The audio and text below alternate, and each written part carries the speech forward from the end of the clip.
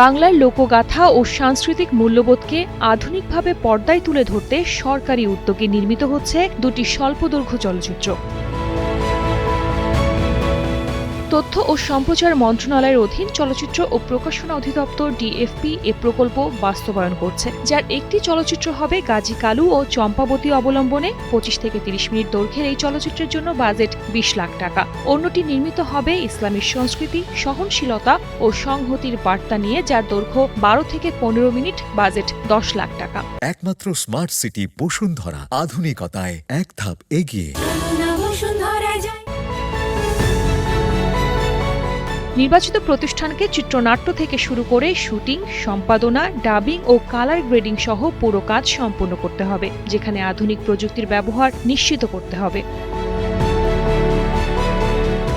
আবেদনকারী প্রতিষ্ঠানের কমপক্ষে ৫ বছরের অভিজ্ঞতা থাকতে হবে। আগ্রহীদের আগামী ৯ মে দুপুর ১২টার মধ্যে আবেদন জমা দিতে বলা হয়েছে।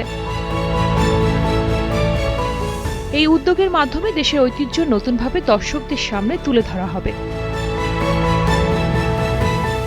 শালেন সুমি, কালের কণ্ঠ।